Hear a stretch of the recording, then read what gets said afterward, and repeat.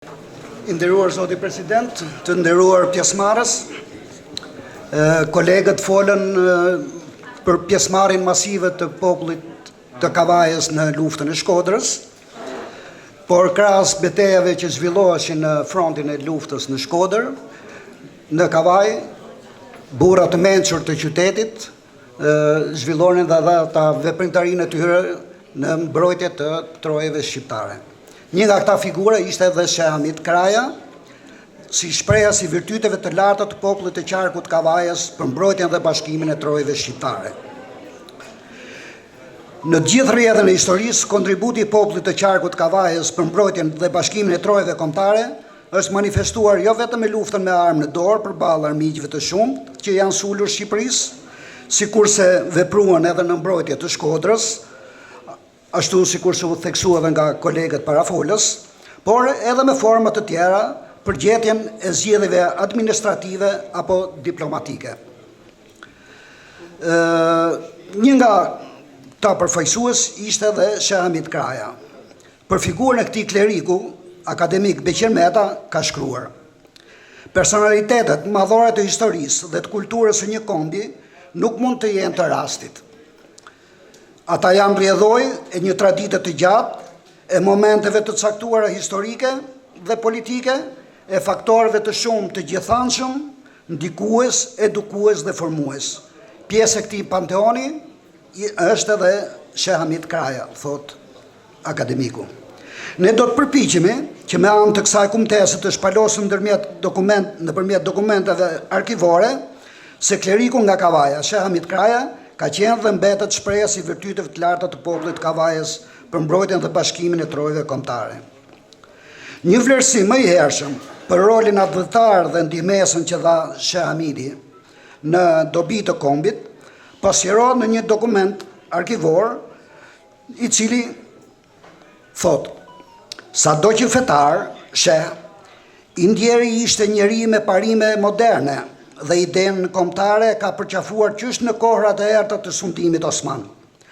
Ka qenë antar i klubit të Itifatit, vendimeve të cilit nuk ka munguar t'i dalë zot me guxim. Shqiptar i flakët e adhëtar i deklaruar. Është dërguar si përfaqësues i Kavajës në Kongresin e Durrësit në 1918 për zgjedhjen e përfaqësisë kombëtare për në konferencën e paqes e të tjera vlerësime. Pra Sheh Hamidi jetoi në një kapërcyll të shkputjes nga Perendoria Osmane dhe kur populli kishte kapur armët për liri dhe pavarësi. Kur u dha lajmi për luftën e Shkodrës, në qytet njerëzit e zgjuar të mençur ndërmorën iniciativën për t'i bërë thirrje popullit për të rrokur armët. Dhe në llogaret e luftës, luftëtarët nga Kavaja shpalosën cilësi të larta njerëzore, duke bërë përshtypje të mirë tek luftëtarët e tjerë, shqiptarë dhe turq. Batalioni i Kavajësve kishte namin më të mirë në përdjem shumë miqësor, por edhe shumë trima. Ata i nderonin njësoj si shokët e tyre të rënë në krahinat të ndryshme të vendit, por edhe turqit që ishin në një llogare me ata. Për të gjitha këto cilësi dhe virtyte të batalionit Kavajës vlerësohej shumë nga drejtuesit Hasan Riza Pasha dhe Esa Toptani. Po çfarë ndodhte në pjesën tjetër të vendit? Ndërkohë që vullnetarët e Kavajës luftonin me armë në dorë, ushtri të tjera serbe vinin nëpërmjet luginës së Shkumbinit nga Quksi, Elbasani në drejtim të Peqinit, Kavajës, për të dalë në Durrës, që ishte ëndra shekullore e serbëve.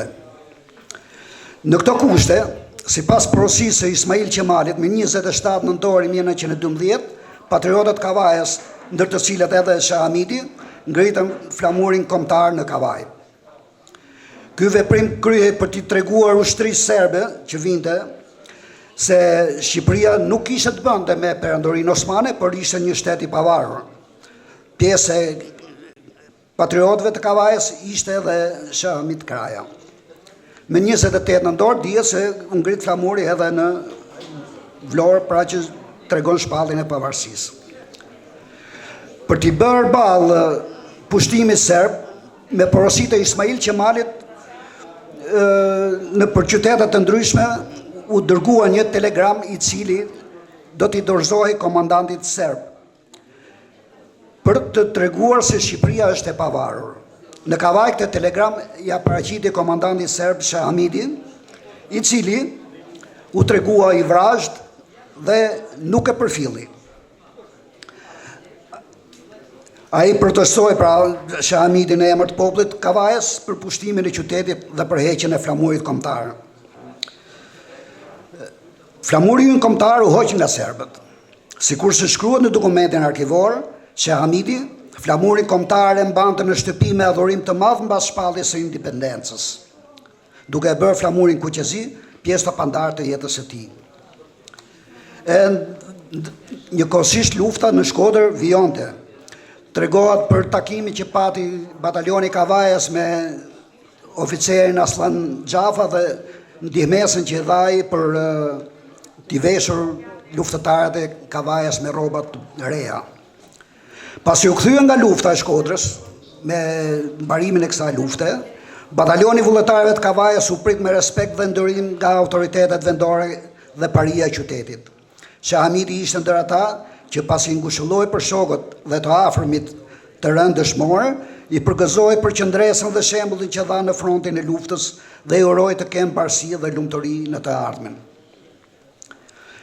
Pas një viti, në Kavaj do të vinte Princ Vidi, i cili shihej si simbol i unitetit të kombit. Edhe shpresonte populli se me ardhen e tij do të mbaronin të gjitha hallet dhe do të vendosej rregulli dhe qetësia. Më 20 prill të 1914-s, Princ Vidi, bashkë me familjen e tij dhe i shoqëruar nga ubori mbretëror, erdhi në Kavaj, në të qenë e adhetarit Kavajës Shahamid Kraja, ku u prit me nderime. Në këtë pritje kishin dalë për ta pritur mbretin, por edhe ish komandantin e tyre, Esat Toptanin, ish luftëtar të luftës së Shkodrës. Shahamidi mbajti një fjalim para popullit dhe të pranishmeve që ishin.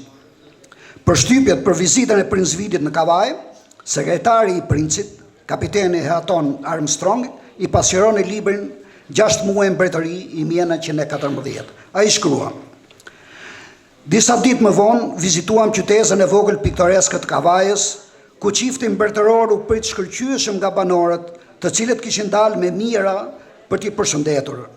Një hoxh musliman, ishte Shahamidi, i u drejtua popullit nga drejtarja e katit të parë të një ndërtese dhe nga ato që tha, çdo kush mund të besonte se dallimet fetare kishin pushuar se ekzistuarin në Shqipëri. Pas kësaj pritje, Princ Vidi urdhëroi ngritjen e një ndërtese për qeverinë në Kavaj dhe disa detyra për rregullim rrugësh edhe urash.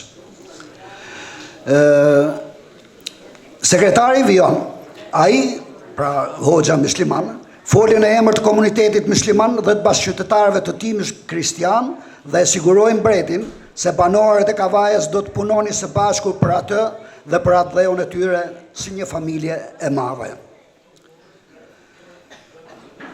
Në periudhën në vazhdim, dihet pas konferencës që u bë në Londër, u lanë jashtë kufive të Shqipërisë gjysma e trojve shqiptare dhe 30% e popullsisë. Por orekset edhe ambicia e fqinjve s'kishte të sosur dhe ministri bullgar në Berlin, Rizovski, rihodhi idenë për ndarjen e Shqipërisë. Kjo ngjalli zemërim në rrethet patriotike. Për të protestuar kundër mendimeve të shfaqura nga doktor Rizovski, lidhur me kufit e Shqipërisë, nga adhetarët e kohës u organizua një mbledhje në Durrës më 26 shkurt i 1918. Populli i Kavajës autorizohej dhe u përfaqësua nga 3 shqiptarë të zgjedhur dhe të sprovuar: kryetari i Katundarisë Qazim Bey Elbasani ose Hydi, Shazivar Beu Altuni dhe kleriku Shahamid. Duke shprehur me këtë besimin, vlerësimin dhe peshën e figurës së këtyre. Mandatin e përfaqësimit të delegatëve të Kavajës në emër të popullatës e kanë nënshkruar dhe vulosur Imam dhe Miftari Sharrës, Imam dhe Miftari Skurjes dhe Imam dhe Miftari Salbegut. por nuk mungon edhe miftari i të krishterëve. Megjithëse ata nuk ishin përfaqësues, çka tregon unitetin që ekzistonte midis popullit Kavajës, kur ishte fjala për mbrojtjen e trojeve dhe për harmoninë në qytet edhe më gjerë. Nga të dërguarit e Kavajës dhe të qarqeve të tjera pjesëmarrëse, Durrësi, Elbasani, Kavaja, Peqin, Gramsh dhe Tiranë, në atë tubim ju kërkua fuqive të mëdha, pra në mënyrë diplomatike, t'i jap shtetit shqiptar kufit e natyrshëm duke bashkuar në të edhe gjithë viset e Shqipërisë, që padrejtësisht konferenca e Berlinit dhe e Londrës ja lëshuan shteteve fqi. Teksti u nënshkruan nga pjesëmarrësit e saj. Një veprimtari tjetër, po në këtë kuadër të Sheh Hamidit, është edhe vendosmëria për t'i dalë zot vendit, pasi në Shqipëri nuk ishte një qeveri fikse në atë kohë. Për këtë qëllim, u pa e nevojshme thirrja e një tubimi për të krijuar qeveri dhe të zgjidheshin delegatët që do të dërgoheshin për në konferencën e paqes që do të zhvillohej në Paris. Në këtë u organizua një konferencë në Tiranë, ose Kongresi Tiranës, në 19 dhjetori 1918, dhe delegat të Kavajës ishin përsëri Sheh Hamidi dhe Qazim Behydi. Ata kërkuan formimin e qeverie kombëtare ku të zgjidheshin delegatët dhe kërkuan bashkimin e gjithë shqiptarëve në një shtet independent me kufit natyral dhe etnografik. Pra atë që nuk arrit me anë të luftës, këto kërkonin ta zgjidhin në mënyrë diplomatike. Një veprimtari tjetër është pjesëmarrja në Kongresin e Tiranës më 25 dhjetori 1918. Pra janë ngjarje intensive në këtë periudhë për t'i dalë zot vendit dhe dihet Italia kërkonte vendosjen e një komiteti në vend të qeverisë që ta përdorte dhe ta mbikëqyrte vet, por adhëtarët e vendit vendosën dhe formuan një qeveri dhe zgjodhen delegatët e tyre për në konferencën e paqes. Një tjetër veprimtari, më 6 gusht 1919, Sheh Hamidi, bashkë me një tjetër person me emrin Irfan, i kërkuan leje në prefektit Kavajës për mbajtjen e një mitingu popullor pranë xhamisë së vjetër, ditën e pazarit, me 9 gusht 1919. Në atë miting do të vendose për t'i dërguar një kërkesë krye konferencës së paqes në Paris, lidhur me kufit e Kosovës dhe të Çamërisë. Sheh Hamidi u bë një nga antarët më aktiv të lëvizjes për Kosovë e Çamëri, ja vdekje, ja liri. Duke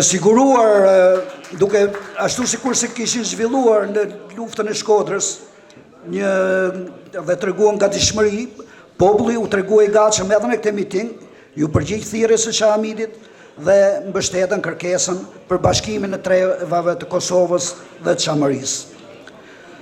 Shembulli i adhëtarëve dhe luftëtarëve që kontribuan, ashtu sikurse edhe ky simpozium, për mbrojtjen dhe bashkimin e trojeve kombëtare e gjakun dëshmorëve, do të ndrisë mendjen brezave pasardhës dhe do të nxjisë ata për të qenë vigjilent e për të mbrojtur sikurse të parët e tyre çdo pëllëm të tokës arbrore. Nderim për adhëtarët që kontribuan për mbrojtjen dhe për bashkimin e trojeve kombëtare, lavdit përjetshme gjithë dëshmorëve të kombit shqiptar. Faleminderit.